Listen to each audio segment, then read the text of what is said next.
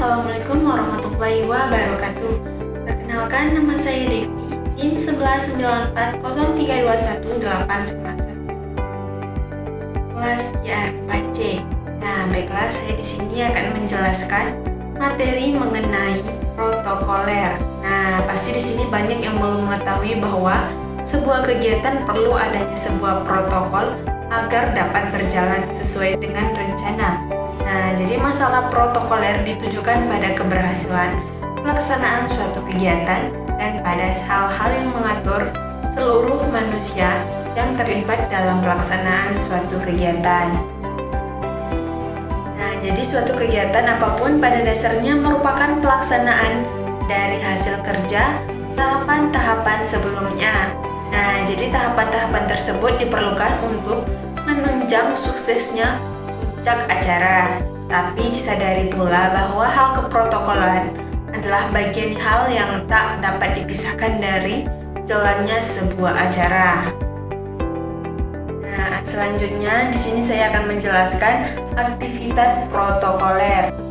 Nah, jadi aktivitas-aktivitas yang lumrah di dalam kegiatan protokoler diantaranya yang pertama, terdapat tata ruang, tata upacara, tata tempat, dan tata busana. Nah, jadi saya akan menjelaskan beberapa tata-tata yang saya sebutkan tadi. Yang pertama, tata ruang.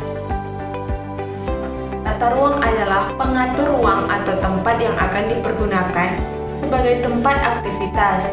Nah, jadi di ruangan harus dipersiapkan sesuai dengan ketentuan tergantung dari jenis aktivitas dalam tata ruang yang perlu diperhatikan diantaranya. Jadi di ruang harus sesuai dengan kebutuhan seperti jumlah kursi dan meja, papan nama petunjuk yang diperlukan, tata suara yang memadai disesuaikan dengan tata ruang dan tempat dan tata lampu yang mencukupi kebutuhan. Selanjutnya, tata upacara.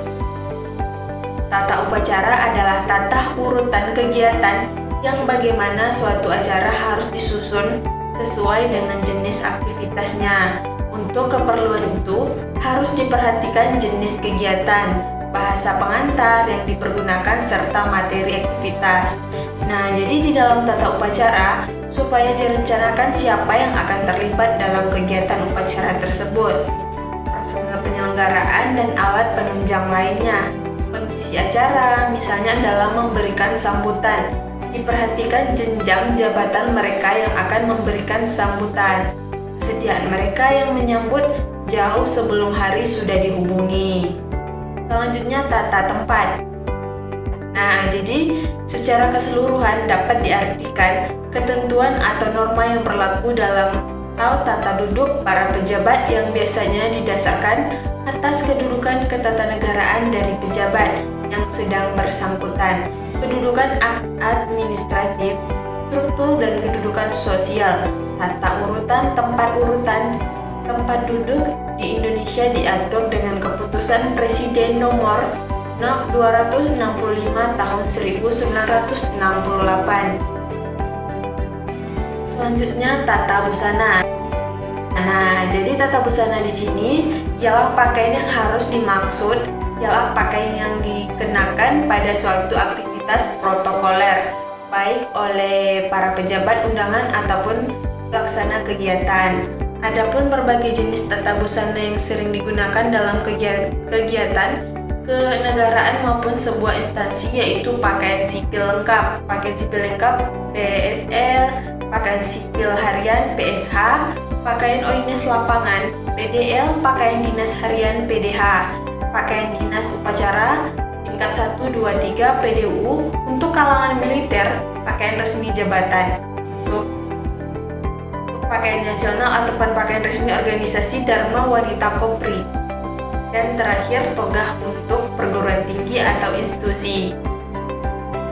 Nah, selanjutnya peran dan fungsi protokoler. Nah, jadi di sini peran dan fungsi protokoler turut menentukan keberhasilan kegiatan yang dilaksanakan oleh organisasi atau institusi. Nah, jadi di samping itu, protokol juga merupakan bagian yang melekat dari aktivitas perusahaan dan turut mewarnai budaya kerja, terutama bagi para petugas protokol yang sangat dekat perannya dalam mendukung tugas kepemimpinan baik di tingkat lokal maupun nasional. Nah, jadi diperlukan adanya keberadaan protokol dalam sebuah lembaga perusahaan adalah karena protokol itu menentukan terciptanya suatu yang memengaruhi keberhasilan suatu acara yang dibuat oleh sebuah instansi. Selanjutnya yaitu komponen penting dalam protokoler sebuah acara. Nah, jadi protokoler merupakan serangkaian aturan dalam sebuah acara yang sangat berperan dalam mensukseskan suatu kegiatan formal ataupun non-formal yang dilaksanakan oleh institusi ataupun organisasi. Petugas protokoler mempersiapkan dan mengelola suatu kegiatan demi menjaga kredibilitas dan citra institusi agar tetap baik dan efektif.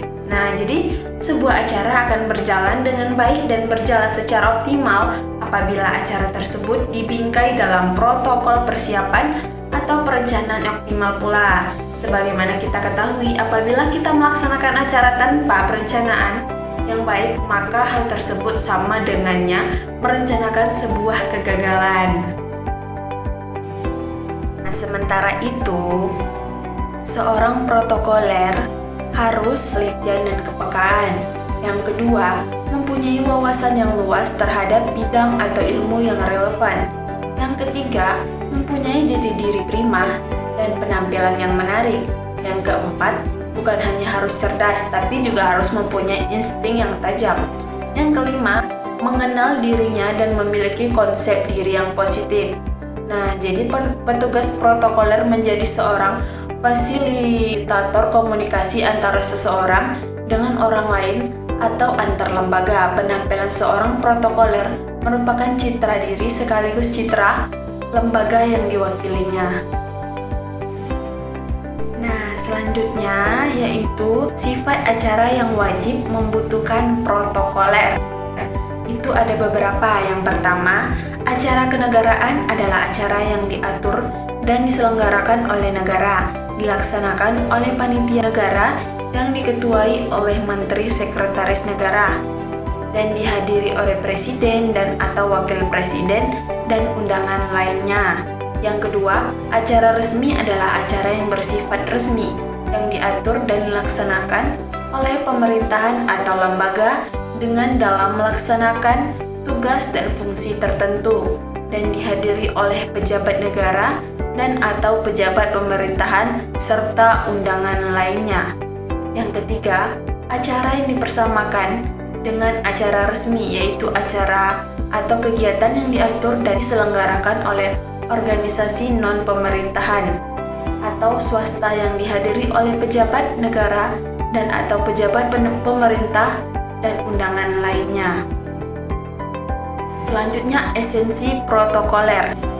Yang pertama, tata cara yang memberikan panduan mengenai tindakan yang harus dilakukan pada setiap tahapan dalam suatu acara tertentu.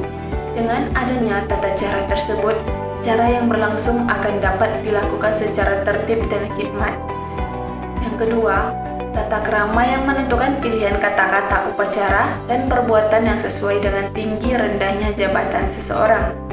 Yang ketiga, rumus-rumus dan atur atau tradisi atau kebiasaan yang telah ditentukan secara universal di bidang keprotokolan yang berkaitan dengan keprotokolan harus berlaku selaras dan situasi dan kondisi. Petugas protokoler melakukan pengaturan yang meliputi setting cahaya, meja, kursi, tata suara, lagu, dan pengeras suara.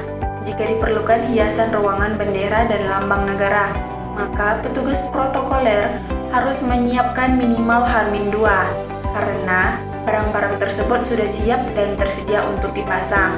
Nah, dalam praktiknya protokoler harus memperhatikan segala sesuatu dengan sangat detail. Misalnya dalam tata ruang ini terdapat beberapa yang perlu diperhatikan, antara lain yang pertama, ruang harus sesuai dengan kebutuhan. Kedua, papan nama petunjuk yang diperlukan. Yang ketiga, tata suara yang memadai disesuaikan dengan tata ruang dan tempat. Yang keempat, tata lampu yang mencukupi kebutuhan. Nah, kelengkapan lainnya yang diperlukan adalah naskah-naskah seperti berita acara, naskah pidato, dan sambutan. Pastikan semuanya sudah sudah dilakukan koordinasi dengan pihak yang terkait. Sekian yang dapat saya jelaskan atau yang dapat saya sampaikan. Jika ada salah kata, saya mohon maaf. Saya akhiri, wabillahi taufiq wal hidayah. Wassalamualaikum warahmatullahi wabarakatuh.